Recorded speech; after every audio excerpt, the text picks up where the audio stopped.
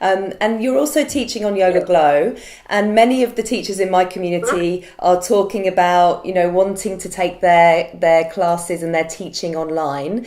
What advice do you have for teachers who want to do that in the future and want to start teaching online and maybe developing online yoga programs and so on?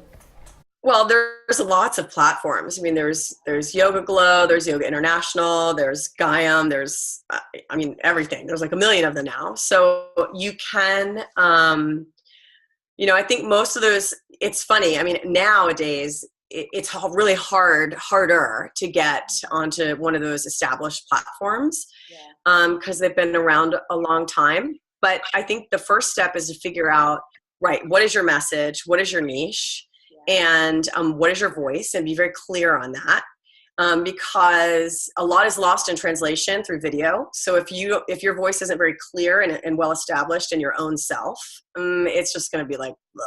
So be sure about that and what it is you want to communicate. And then it's very easy to create online content yourself now.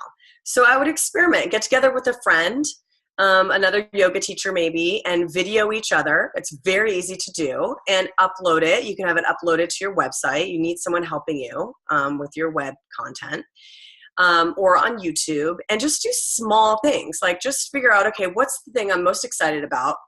I'm going to do, a 5-part, 20 minutes each, practices or meditations or Dharma talks, whatever, and put it out there.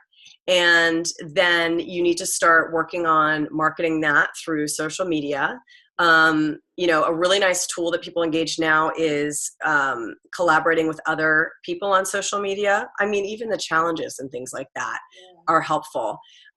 So yeah, I would say start small, get your stuff out there. And I think that a lot of times if you have something out there already and you've shown some ability to kind of put that out there, that some of these other larger platforms look at that as a positive skill set.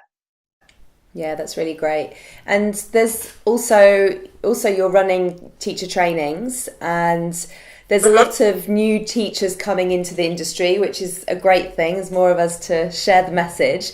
But do you have any Right. tips for new yoga teachers in building a sustainable teaching career that they truly love?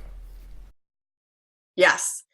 Number one, please, for the love of God, have a teacher. Okay. That's my first piece of advice. Because if you're not filling your cup on a regular basis, you're going to become very depleted. And, you're not here to like make it up. you know, this is a practice that's meant to be handed down. And so you really want to be connected to someone who has a little more experience than you do. And that will always keep you evolving, and honing, your own practice, which gives you something to offer to others.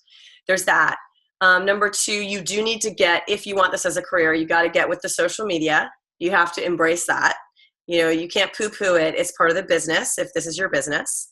You need to work hard. You need to answer emails.